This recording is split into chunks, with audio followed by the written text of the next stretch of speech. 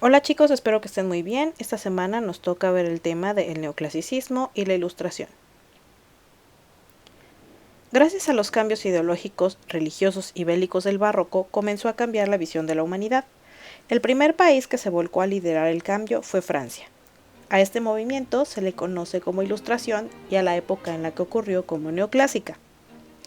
La influencia de la Ilustración penetró en el mundo de las artes, por lo que la razón comenzó a ser la reguladora de todo. La filosofía neoclásica tiene su base en las teorías científicas inglesas, principalmente el empirismo de Newton y las ideologías empiristas del británico Locke y los franceses Voltaire y Rousseau. Los cambios políticos y estéticos tuvieron los ideales de los autores anteriores como base. Estos fueron principalmente: 1. Que el conocimiento se adquiere mediante la experiencia. Esto se basó en la filosofía empirista de Locke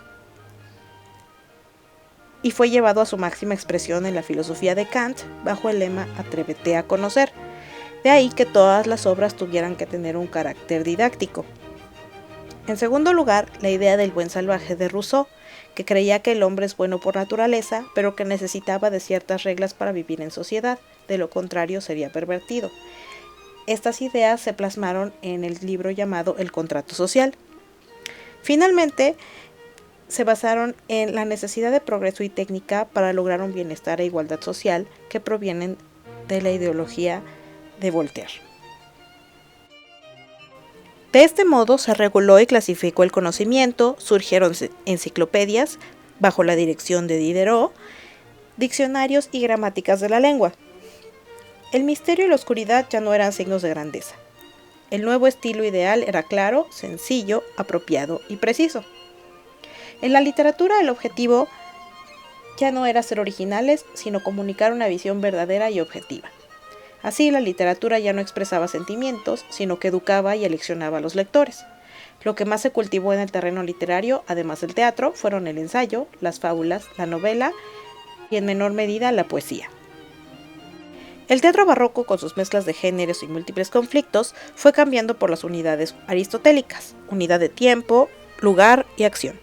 Igualmente, se retomó el esquema de 5 actos propio del Renacimiento y se dejó atrás el de 3 actos instaurado por Lope de Vega. De modo que se regresó a las reglas clásicas: buscar el alcance universal y la verosimilitud, aplicar lo que se definió como decoro, es decir, la adecuación de tono y lenguaje a los personajes y la separación de los mismos, igual que los géneros. No se podían mezclar nobles con plebeyos, héroes con burgueses, así como tampoco prosa con verso o tragedia con comedia. Finalmente, la obra tenía que tener un fin educativo. En el teatro principalmente se cultivó la tragedia y la comedia. La tragedia se centraba en mostrar las consecuencias de las decisiones vinculadas con los sentimientos y no con la razón. Los autores más destacados en el ámbito de la tragedia fueron Pierre Corneille y Jean Racine. El primero tiene como obra principal El Cid, en donde examina los motivos heroicos y el amor a través de su adaptación de la epopeya española de Rodrigo Díaz de Vivar. También recuperó y escribió tragedias basadas en mitos y obras propias de la época clásica como Medea, Andrómeda y Edipo. Por otra parte tenemos a Racine, quien igualmente basó su obra trágica en mitos clásicos e historias bíblicas. Sus obras más destacadas son Fedra, Andrómaca e Ifigenia. Su innovación radica en eliminar el destino u oráculo como catalizador de la historia, y en su lugar la tragedia surge gracias a las decisiones de los personajes.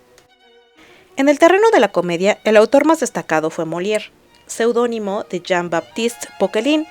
En sus comedias se elaboraban estereotipos que representaban vicios humanos, de modo que se muestra el error de dichas conductas. Sus obras más importantes son El Misántropo, que se basó en La verdad sospechosa de Juan Ruiz de Alarcón, El avaro, El tartufo y El enfermo imaginario. Podemos hablar de Fernández de Moratín como representante español, quien destacó con El sí de las niñas. La novela fue un género que se utilizó para propagar la ideología filosófica y política propia de la época. Por un lado fue el comienzo de la novela de aventura, también la autobiográfica y la epistolar, que buscaban retratar y criticar la realidad política y la naturaleza humana. Ejemplos de ellos los podemos encontrar en Los viajes de Gulliver, de Swift, que es una sátira fantástica que critica la relación tensa entre Inglaterra y Francia. En el espectro opuesto está Voltaire, con su novela satírica Cándido, que critica la ideología y vida de la aristocracia, la religión y el gobierno. La fábula fue un género que se cultivó con mucho interés, ya que se utilizaban para educar a la gente. Se escribían en verso y, en su mayoría, eran reescrituras de fábulas clásicas de Esopo. Los mayores exponentes fueron Jean de La Fontaine en Francia y Félix María de Samaniego en España. Finalmente tenemos el ensayo, el cual se consolidó como género literario en esta época. Si bien la forma del ensayo ya existía desde finales del Renacimiento, gracias a Montaigne, se consolida con el neoclasicismo, debido a que era uno de los medios para dar una opinión, y en segundo lugar, a que la prensa y la imprenta hicieron más sencilla y rápida la comunicación entre autor y lector, popularizando el género ensayístico. Los temas de los ensayos son muy diversos: moda, comida, política, religión, entre muchos otros. Los autores más representativos son Voltaire en Francia y Feijoo en España. Muy bien, chicos, eso es todo por esta semana. No olviden llevar sus apuntes a clase. Nos vemos.